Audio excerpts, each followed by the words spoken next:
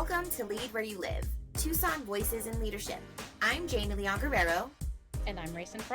This podcast is all about real people leading with heart in our community. We believe leadership isn't about titles, it's about action. And Tucson is full of people making a difference in big and small ways. Join us as we chat with inspiring voices who are showing up, stepping up, and shaping Tucson's future. Let's get into it. Hello. I'm Jamie Leon-Guerrero. And I am Raysun, and we are very excited to be here today on Lead Where You Live. Okay. Today we have guest Billy Hayes, who is a co-founder and CEO of Pedroza and Hayes Accounting. He currently serves as the treasurer for the Community Foundation of Southern Arizona. His community engagement has tracked with his passion for athletics, and he has coached numerous sports at various levels, including baseball, basketball, and soccer. He was named a 40 under 40 honoree in 2020, has been participating in the Emerging Leaders with the Tucson Metro Chamber since 2021, and is a graduate of Greater Tucson Leadership's Class of 2024. In his free time, he enjoys traveling and family time with his wife, Rosie, and 3 sons. Welcome, Billy. Thank you for having me.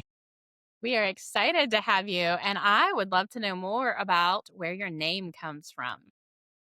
Yeah, so I am actually named after my uncle who goes by Bill, but his legal name is actually Bernard. My parents didn't want to go down that route and I became a William, but I am named after him.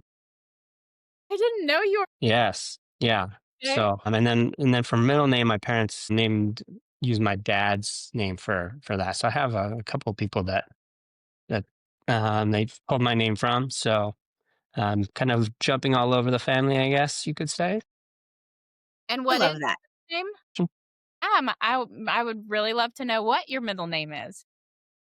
Robert. Okay. Woo, Yes. very formal names there. William Robert Hayes. Very, yes. Yes. Taking government name to the extreme right there, right? Billy, what side of town do you live on, and what do you love most about where you live? Yeah, we are up here in Marana. We are some northwest part of town. We've been up here for 10 years since Oliver was 2 months, sorry, 2 months old. And I think our favorite part about being up here, we have access to school, park, everything's really close, and being able to get to where we need to be in a few minutes and not spending a lot of time in traffic is really nice. And then we have access to I-10 to get to all the other parts of town, getting to downtown. And anything from Midtown over is 20 minutes away. That's kind of the joke, is we can get anywhere in 20 minutes. Now, if we have to get past downtown and Midtown, that 20 minutes definitely comes longer. But most of the stuff we have to do is within that 20-minute range. So definitely like that. And you don't mind highway driving. That's how I feel about everyone who lives on the west side of town, northwest side of town. You definitely don't mind driving on the highway to get somewhere. Correct. You have to be able to do that. Did not like highway driving there from 2020 to 23, when they had those temporary bypass when they were doing Ina Road and then Orange Grove, but everything is now back open, and so we are good to go. Can you tell us a little something that most people don't know about you? Yeah, so I had in my lead in that part about coaching. I actually started coaching. I was 19 years old. I was fairly older than most of the kids because I was coaching high school baseball, and I had played with all the juniors and seniors. They had been freshman and sophomore on our team when I was still in high school. So a little interesting dynamic there, but started coaching high school baseball at a very young age, and allowed me to give back, and it got me involved in the community and really found my passion for working with kids and the community. And yeah, so I'm very curious if you have any, sort of big tips about learning how to coach people who are basically your equivalency, right? In age or skills, or, how did that experience, what did it teach you from a leadership perspective? Yeah, that's a fantastic question. So I think it definitely impacted my leadership style. I view leadership not from a dictatorial position, and I think a lot of that comes from that when you have kids that are very very similar in age when you start working with them, and you're now in that more of a leadership role. You have to be able to one relate that to them, understand where they're coming from, and making it more about having conversations and teaching through that communication, and being able to lead by example there, but also understanding what they're going through. You just did it, you just were there, it's only been a couple of years, and so you know exactly what they're experiencing, what they're feeling, all the different issues that they're going through on a day-to-day basis, whether that be school stuff or personal stuff as you're a teenager and going through all of those changes. So being able to relate to them is really something that made that transition easier. And I think that that was an experience that influences how I want to lead now. And obviously, you're not going to relate to everybody in that way, and just having been through that experience. But being able to take that step back and understand that they're going to have things that they're going through.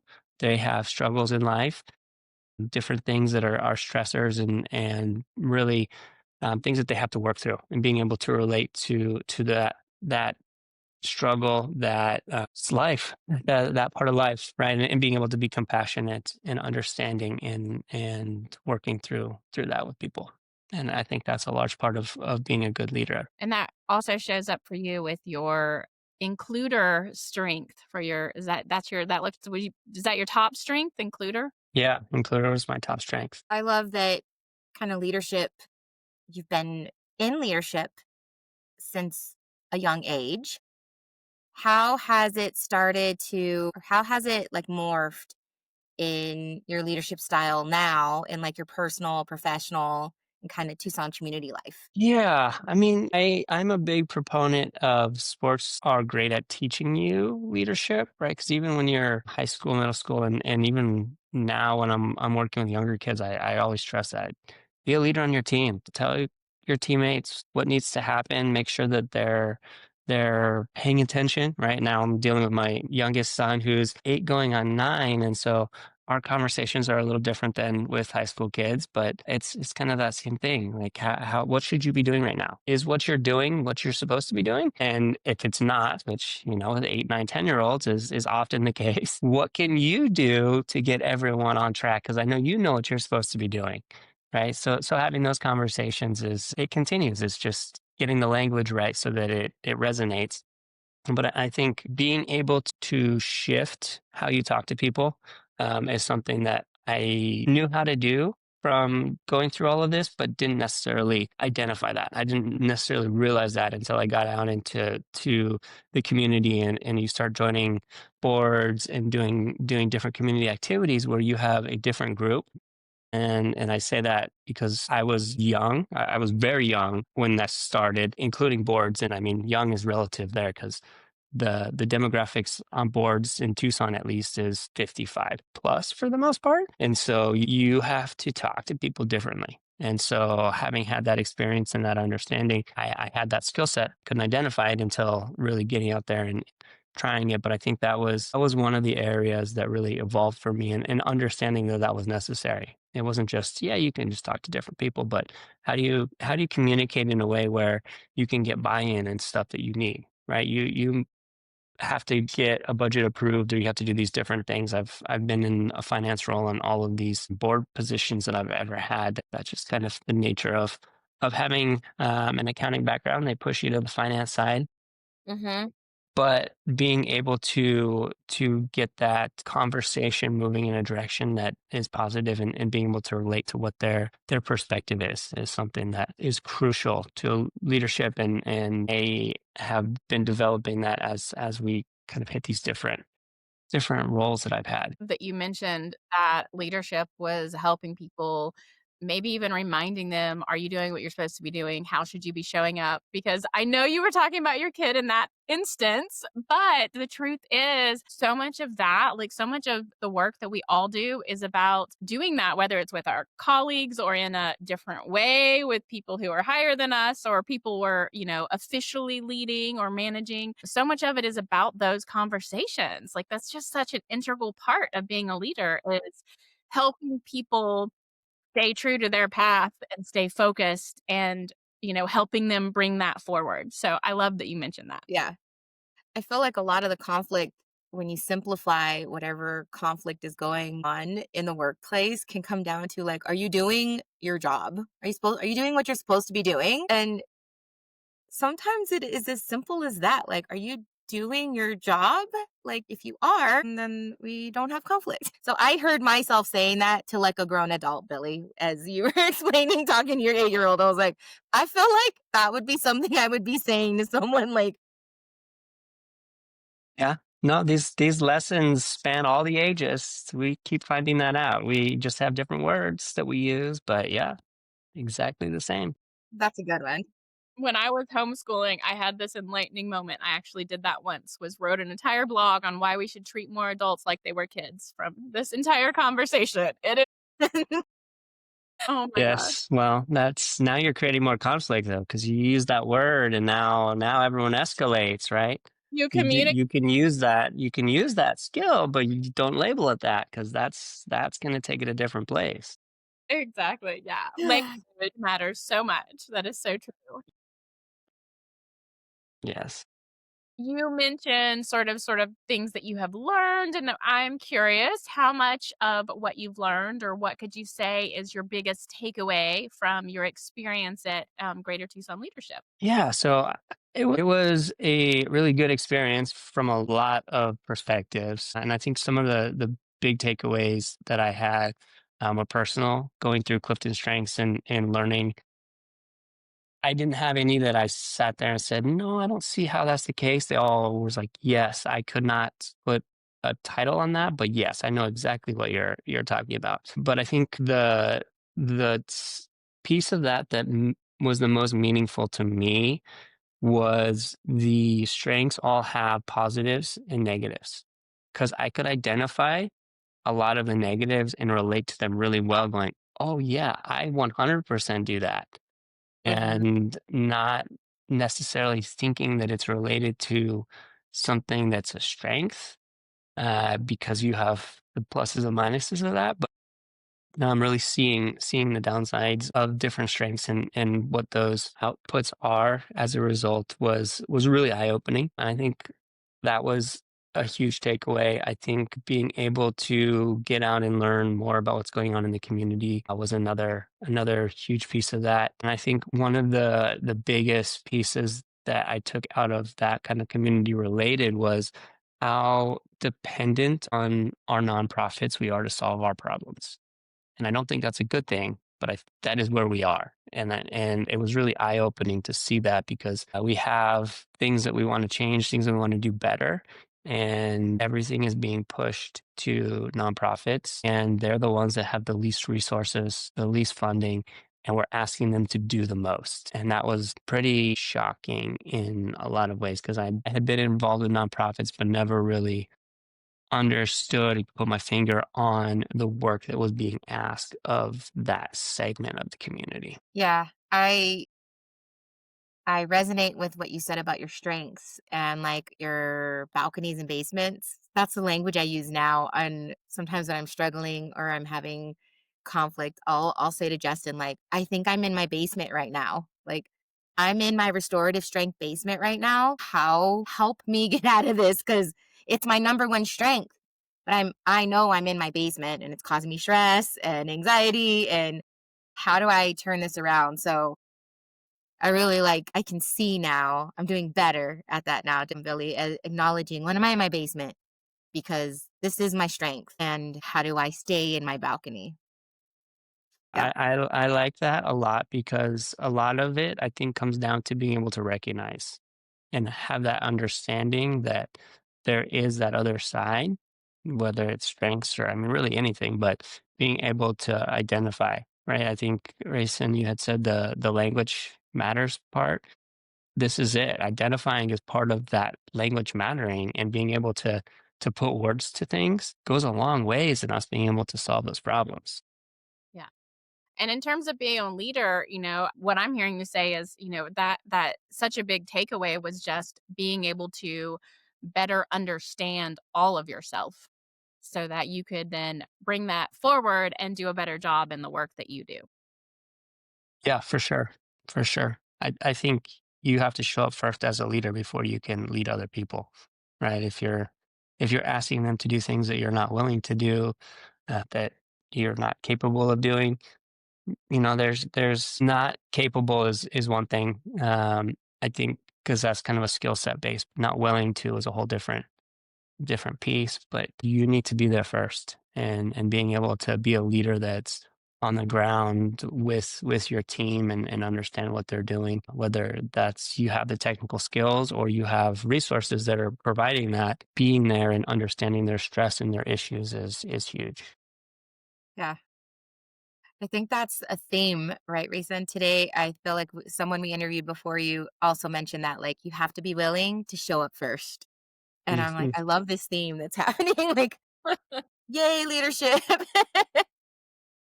So That's we it. have come to the place where we're going to get some vulnerability out of you. And we're going to ask you one of our boundary breaking questions. Do you remember that from your retreat? You'll go first, and then we'll answer after you. If you could go back and give your younger self one piece of advice, what would that be? Option two is, what is a time you felt truly seen and understood by another person? What made that moment special?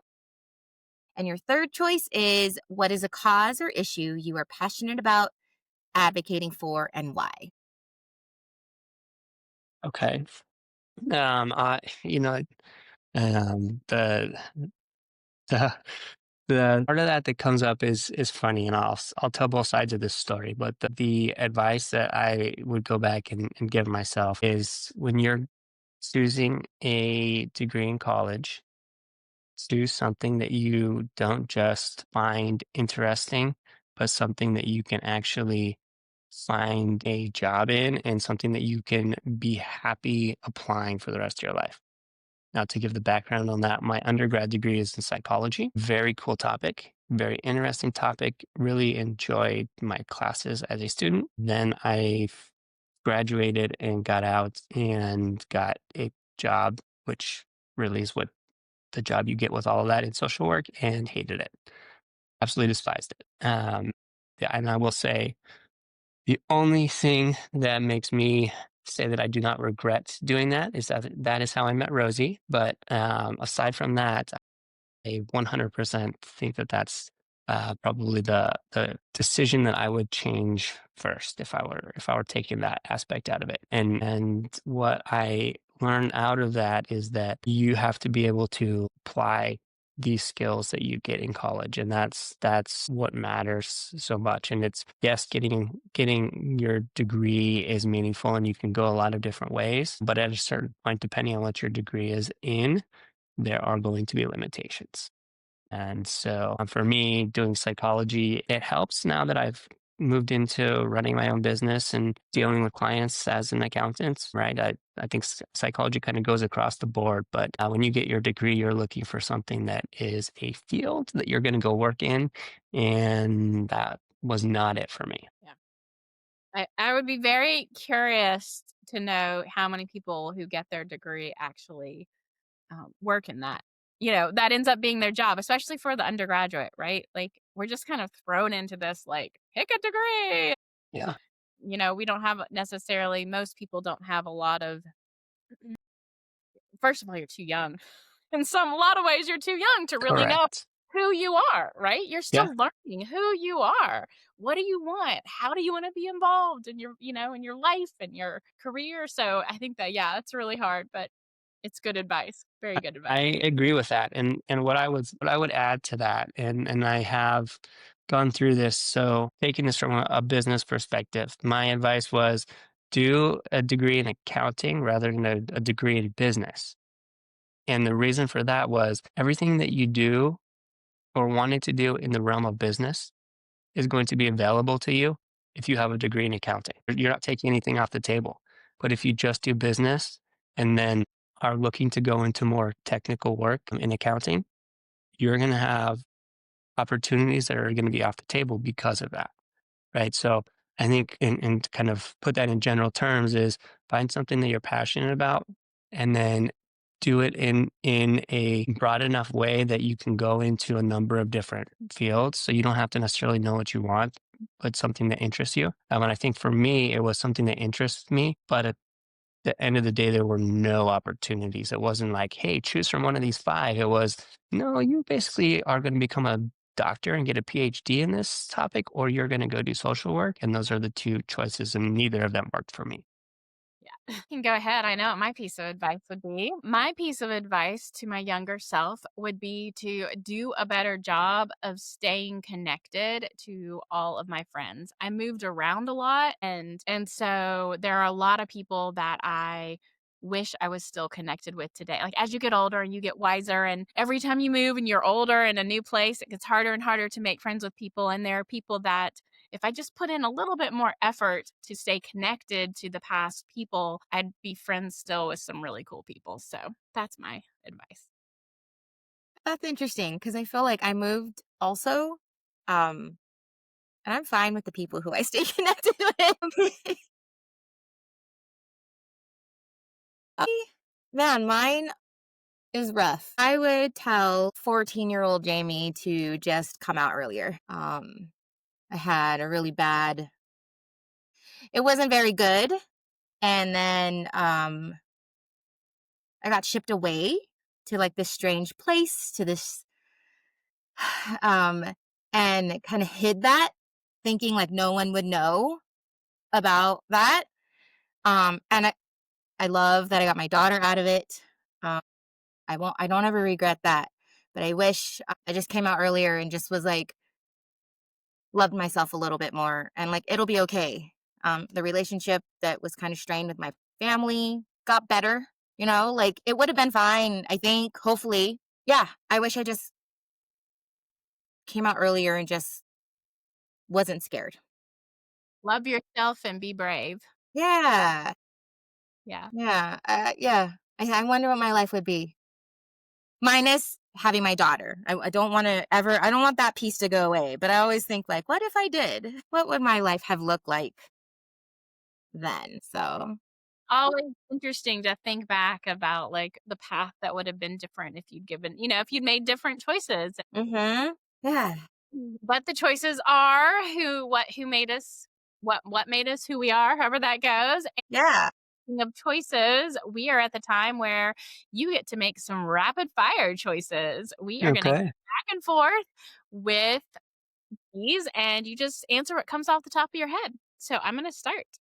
The first one is hot summer or mild winter? I would say mild winter.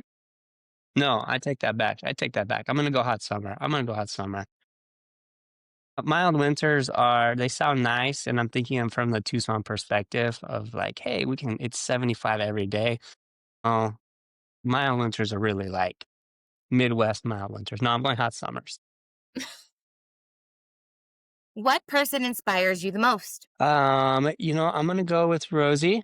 Rosie is someone that challenges me, who is willing to tell me when I am not thinking of all of the perspectives or outcomes, and does a really good job of kind of opening my eyes to the other perspectives that may not be the first thing that come to mind. Close to siblings or more distant? Ooh, that is an interesting one. So I have a sister who is, I would say, on the closer side, and then I have four half siblings that are very much on the distant side. Some of them I talk to more than others, but yeah, not very much for any of those. So yeah, I'm kind of going both ways.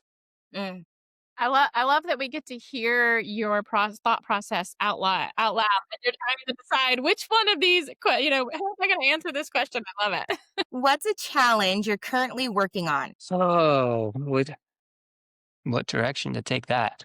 Uh, I think to tie this back to GTL and Clifton strengths, some of my strengths turning into two basements or looking at that from the basement side has to do with me getting organized and keeping track of life, which has gotten chaotic, and I mean that from personal and the business side. So trying to overcome these basements has been a focus, and I think that's something that I'm doing. One, because I need to, but I think also being a better person and in that you can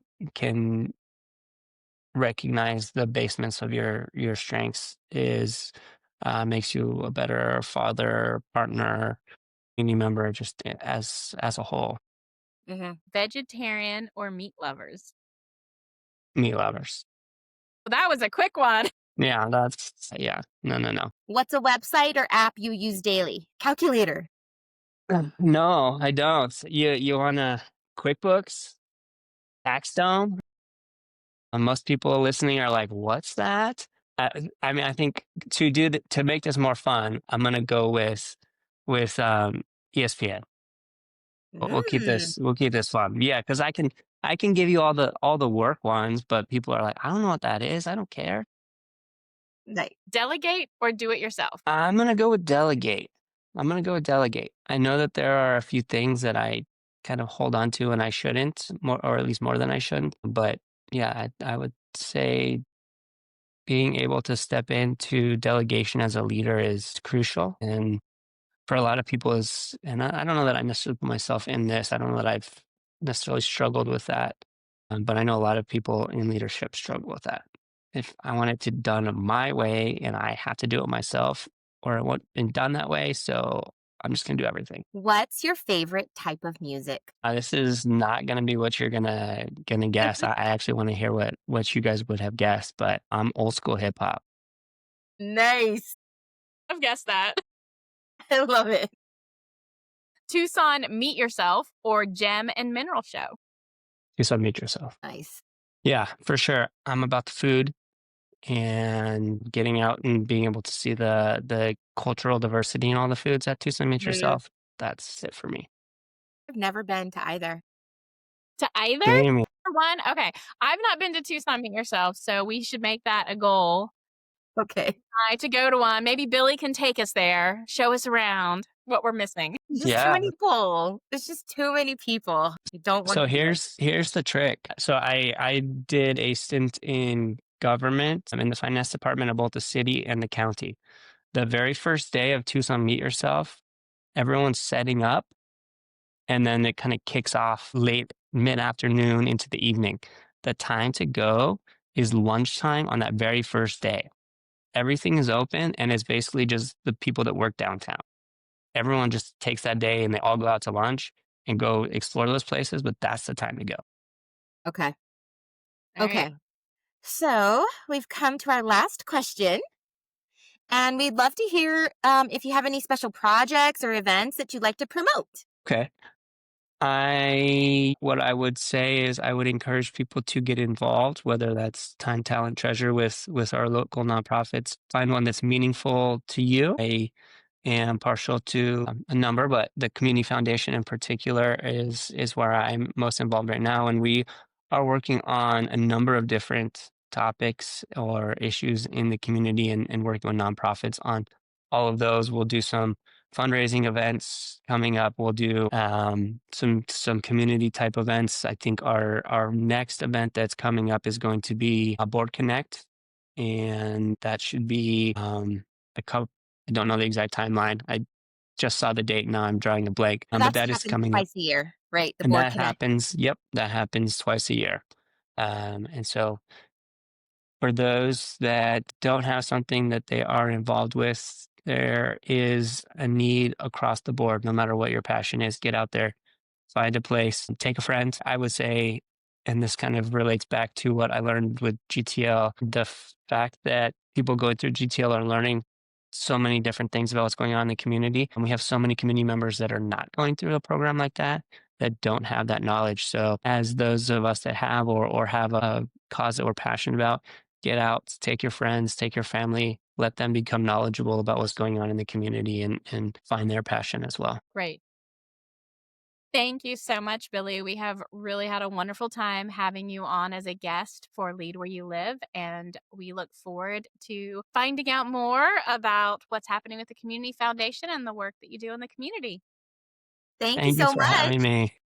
It's been a blast. That's a wrap on today's episode of Lead Where You Live. We hope you're feeling inspired by our guest's story and the impact they're making right here in Tucson. If you love this conversation, help us spread the word. Share this episode, subscribe on YouTube, and tag a local leader who should be featured next. Because leadership starts with showing up, and we know Tucson is full of incredible people doing just that. Thanks for tuning in, and we'll see you next time on Lead Where You Live.